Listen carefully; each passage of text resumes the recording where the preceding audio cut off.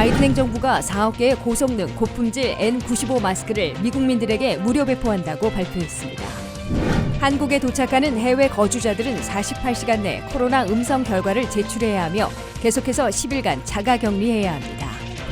조 바이든 대통령의 첫 1년 성적표에서 우수 학점을 준 미국민은 31%, 보통 이하는 29%, 낙제점은 가장 많은 37%인 것으로 나타났습니다.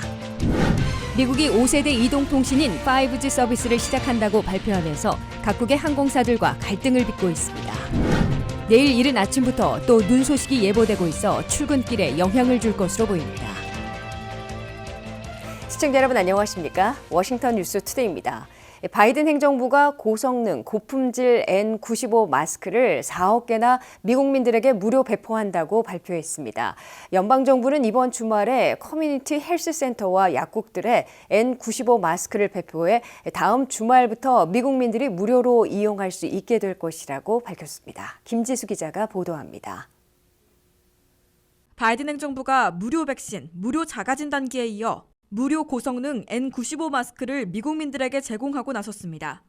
백악관은 전략물자에서 고성능, 고품질 N95 마스크를 인출해 4억 개를 미국민들에게 무료 배포한다고 발표했습니다. 백악관은 N95 마스크 4억 개는 미 전역에 있는 커뮤니티 헬스센터와 약국 체인점들에게 보낸 후 미국민들이 무료로 받아 사용할 수 있게 될 것이라고 밝혔습니다.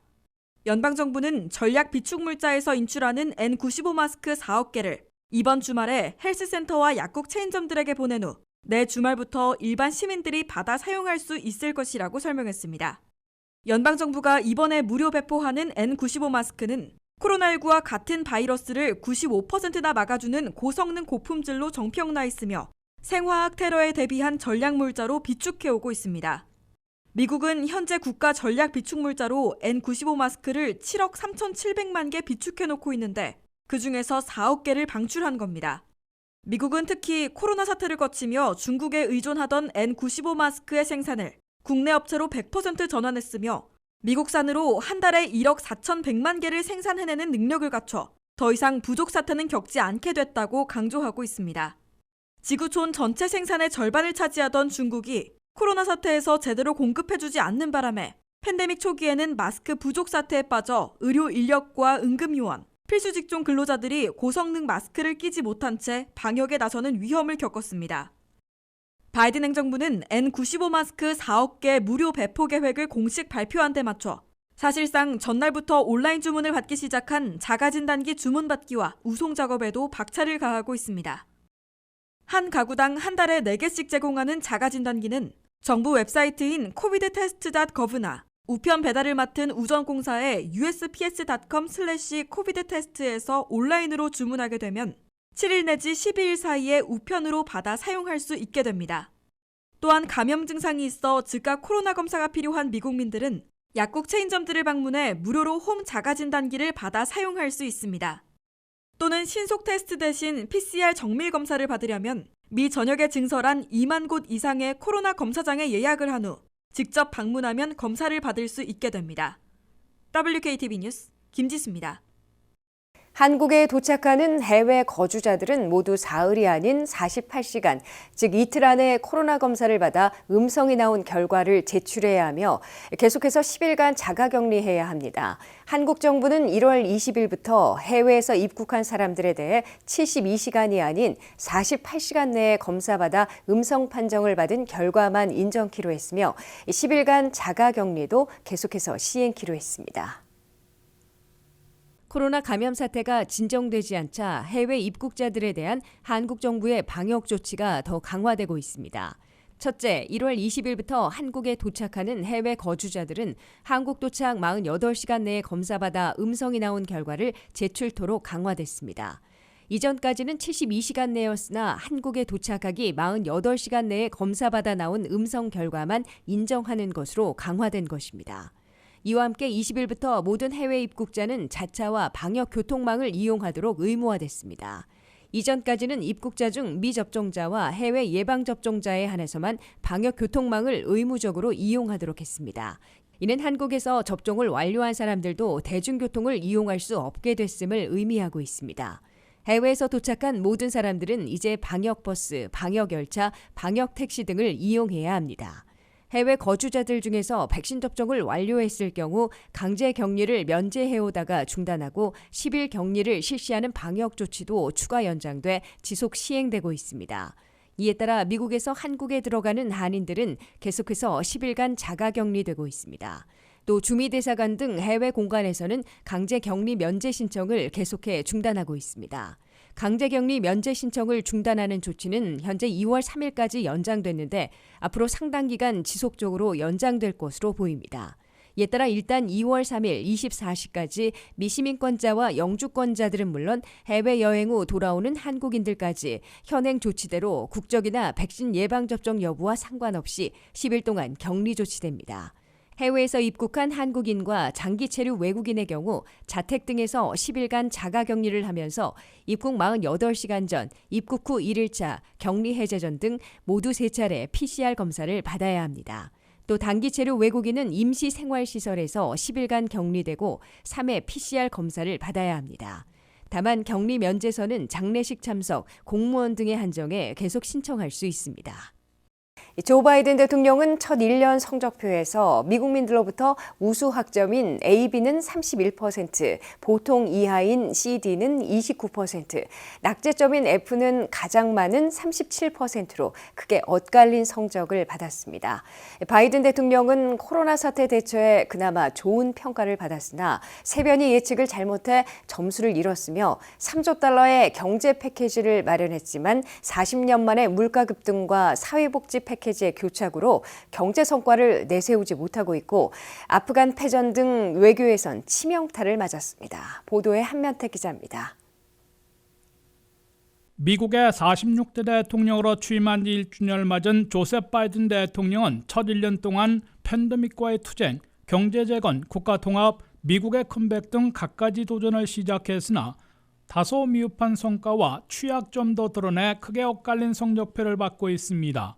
취임 후 1년 만에 처음으로 백악관 공식 기자회견을 가진 조 바이든 대통령은 취임 첫해 팬데믹과의 투쟁, 경제 재건, 국가와 국민 통합, 지구촌에서의 미국 귀환 등을 위해 전력 투구해왔다고 회고하고 지속되는 위기에 인내해진 미국민들에게도 감사의 뜻을 표시했습니다. 하지만 바이든 대통령은 첫 1년 동안 크게 엇갈린 성적표를 미국민들로부터 받은 것으로 언론들은 평가하고 있습니다. 조 바이든 대통령은 첫 1년 성적표에서 우수 학점인 A 또는 B 학점을 준 미국민들은 31%였고 보통과 보통 이하인 C와 D 학점은 29%, 그리고 낙제점인 F 학점을 매긴 여론은 가장 많은 37%인 것으로 폴리티코와 모닝 컨설트의 평가 결과 나타났습니다. 바이든 대통령은 민주당원들과 무당파들로부터는 아직 지지받고 있으나 공화당원들은 85%나 낙제점을 줘 당파적으로 극명하게 엇갈렸으며 국가통합, 국민통합에 실패했음을 보여주고 있습니다. 바이든 대통령은 취임 1주년 대통령 업무 지지율이 40%에 그친 반면 불신율은 56%까지 올라갔습니다. 바이든 대통령은 코로나19 사태를 전임 자와는 달리 과학적으로 대처해 무료 백신 접종에 이어 무료 자가진단기 10억 개 우송해주고 무료 N95 마스크 4억 개를 배포하며 중대 위기를 넘기고 있습니다. 그러나 지난해 7월 코로나 바이러스로부터의 독립을 선언했다가 델타에 이어 오미크론 변이 확산에 따른 감염 사태 재악화를 예측하지 못해 점수를 많이 잃어버린 것으로 지적받고 있습니다. 바이든 대통령은 재난과 경제 지원 패키지로 1조 9천억 달러 규모의 미국 구조기획법을 성사시켜 미국민 1인당 1,400달러씩 현금 지원하고 종업원 급여 지원 PPP 프로그램 등으로 업계 지원에 나서 1년간 640만 개의 일자리를 늘렸고 실업률을 3.9%까지 떨어뜨렸습니다. 그렇지만 소비자 물가가 12월에 40년 만에 첫 7%까지 급등하는 바람에 실질 소득이 마이너스 2.3%로 후퇴하고 실질 성장률로 저조한 상황이어서 경제 성과도 퇴색되고 있습니다. 바이든 대통령은 지구촌 슈퍼파워 미국의 기원을 천명했으나 북한과 이란의 핵 문제, 중국과의 갈등에서는 별다른 일을 하지 못한 채 1년을 보냈습니다. 특히 9.11 테러 사태 20주년에 맞춰 아프가니스탄에서 전면 철군을 발표했다가 탈레반 수중에 다시 떨어지며 베트남전 패전에 도망치듯 하는 모습을 보여주고 대혼란 속에서 폭탄 테러로 미군 13명이나 목숨을 잃는 바람에 외교에서 심각한 타격을 입은 것으로 지적받고 있습니다. 바이든 대통령은 취임 2년 차에는 이제 팬데믹 유행병을 엔데믹 풍토병으로 바꿔 코로나 바이러스와의 살아가기로 일대 전환해야 하고 민주당의 결집에 실패해 상원에서 자초위기에 빠진 더 나은 미국 재건 법안을 회생시켜야 하며 11월 8일 중간선거에서 민주당의 참패를 막아야 하는 도전과제에 직면하고 있습니다. WKTV 뉴스 한면택입니다. 미국이 5세대 이동통신인 5G 서비스를 시작한다고 발표하면서 각국의 항공사들과 갈등을 빚고 있습니다. 항공사들은 운항 중인 일부 항공기들이 5G 주파수의 영향을 받아 비행기 착륙 시 위험할 수 있는 것으로 보고 있습니다. AT&T와 버라이즌은 어제 대다수 공항들 근처에서는 5G 개통을 연기하겠다고 밝혔지만 오늘 각국 항공사들은 무더기로 운항을 취소하거나 변경했습니다. 박남주 기자의 보도입니다. 미국의 5세대 이동통신인 5G 서비스 개통에 전 세계 항공사들이 대규모 운항 취소와 변경으로 대응하며 항공업계가 큰 혼란에 빠지고 있습니다. 항공사들은 일부 운항 중인 항공기들이 5G 주파수의 영향을 받을 수 있는 것으로 보고 있습니다. 항공사들이 이런 반발에 나선 이유는 미국의 통신사들이 오늘부터 3.7에서 4.2GHz 중대역 주파수를 이용하는 5G 서비스를 시작하기로 했기 때문입니다. 문제는 이런 중대역 주파수가 항공기 전파 고도계에 쓰이는 주파수 대역과 가깝다는 점입니다. 미국 항공사와 연방항공청도 5G 주파수가 악천후해서 일부 항공기의 착륙값을 계산하는데 오류를 일으킬 수 있다 밝혔습니다. AT&T와 버라이존은 어제 많은 공항들에서 개통을 연기하겠다 밝혔지만 각국 항공사들의 무더기 운항 취소와 변경 사태는 막지 못했습니다. 5G 주파수는 특히 보잉 777 항공기에 영향을 미치는 것으로 나타났습니다. 에미레이트 항공의 경우 보잉 777 항공기와 에어버스 380 항공기만 운항하고 있어 특히 민감하게 반응하고 있습니다. 에미레이트 항공은 보스턴과 시카고를 비롯한 미국 9개 노선의 운항을 중단했습니다. 다만 뉴욕 존 F 케네디 공항과 로스앤젤레스 국제공항, 워싱턴 덜레스 공항 항공편은 정상 운항하고 있습니다. 대한항공도 미국행 여행기 중 4대는 보잉 777에서 787로, 화물기는 7478S에서 747-400S로 교체 운행했습니다. 아시아나 항공의 경우 5G의 영향을 받는 항공기를 미국 노선에서 운항하지 않고 있습니다. 이 밖에도 일본과 인도의 주요 항공사들도 미국행 항공기의 운항을 줄줄이 취소하거나 변경해 큰 혼란을 빚고 있습니다. WKTV 뉴스 박남주입니다. 이번 달 들어 거의 매주 눈이 왔는데요. 내일도 오전 일찍 눈이 예고돼 있습니다. 오늘 밤 늦게부터 시작되는 비가 오전에 눈으로 바뀌는 건데 오전 7시에 가장 많은 양의 눈이 내릴 것으로 예보되고 있는 만큼 출근길 교통체증은 피하기 힘들 것으로 보입니다.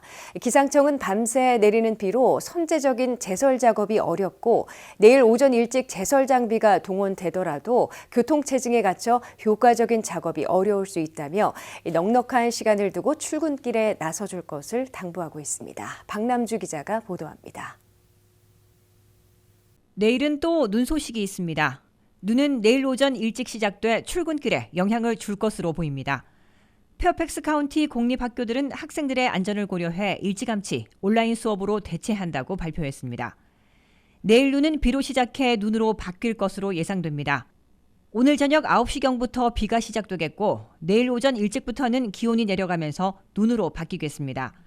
내일 오전 7시경에 가장 많은 눈이 내릴 것으로 보이며 곳에 따라 약 1에서 2인치가량 쌓이겠습니다. 밤새 비가 와 선제적인 제설 작업은 어려울 것으로 보입니다. 염화칼슘을 뿌려 제설 작업을 하더라도 밤새 비가 오는 만큼 다 씻겨 내려가 효과가 크지 않겠습니다. 내일 오전 투입될 제설기도 눈이 가장 많이 내리는 7시 출근길에 갇혀 제설 작업이 어려울 수 있습니다. 워싱턴 수도권 지역 기상청은 1인치 정도의 눈이 내릴 확률은 80%로 가장 높고 2인치의 눈은 30%, 3인치 이상 많이 내릴 확률은 5% 미만으로 낮은 것으로 예상하고 있습니다. 금요일과 토요일은 한낮에도 영하권에 머무르는 추운 날씨를 보이겠습니다. 금요일 최저기온은 화씨 11도, 섭씨 마이너스 11도로 매우 춥겠고 한낮에도 화씨 25도, 섭씨 마이너스 4도로 여전히 춥겠습니다. 토요일은 최고 기온이 화씨 30도, 섭씨 마이너스 1도, 최저 기온은 화씨 17도, 섭씨 마이너스 8도로 추위가 이어지겠습니다. 날씨였습니다.